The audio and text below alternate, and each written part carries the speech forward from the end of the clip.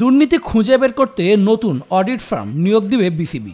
সঙ্গে শেখ হাসিনা স্টেডিয়ামে টেন্ডারও বাতিল করা হয়েছে সভায়। কিছু দুর্নীতি তো হয়েছে, এটা আমরা সবাই জানি। এই জন্য যেটা আমরা যাতে এটা আমরা ঠিক মতো দেখতে পারি, এই জন্য কিন্তু অডিট ফার্ম আমরা একটা একদম যারা আগে করেছে তারা না, আমরা একটা শুরু করছি আমরা। এদিকে সিরিজ চলাকালীন চান্ডিকা হাথুরু সিংকে বাদ দিতে চায় না বোর্ড। পাকিস্তান সিরিজ শেষে হাথুরু সিংয়ের বিষয়ে সিদ্ধান্ত নেবে তারা। এটা তো ওই ইনভেস্টিগেশনের মতোই, যে কতটা ক্ষতি হয়েছে বাংলাদেশ ক্রিকেটের, ওইটা আমরা ভালো করে দেখে তারপর একটা ডিসিশন নেব। আমরা শিওর কিছু একটা দেখতে পারবেন হয়তো নিয়ার ফিউচারে। এছাড়া মাঠ কর্মীদের টাকা মেরে দেওয়া, সহকর্মীদের সঙ্গে খারাপ আচরণের কারণে সম্প্রতি বিসিবিতে লাঞ্ছিত হয়েছেন মিরপুরের হেড কিউরেটর গামিনী ডি সিলভা। সিওর হস্তক্ষেপে তিনি রক্ষা পেয়েছিলেন। এ বিষয়েও কথা বলেন বোর্ড প্রধান। ওর তো কন্ট্রাক্ট আছে আর 25 পর্যন্ত, মানে তাকে টার্মিনেট করা যায়, এটা কোনো কঠিন কোনো কাজ না।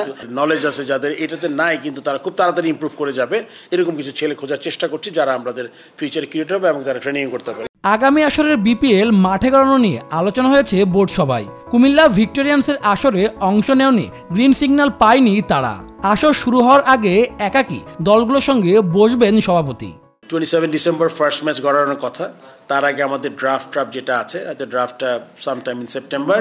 আমি বলেছি আমি পার্সোনালি ইন্টারভিউ করব টিমের ওনারদের।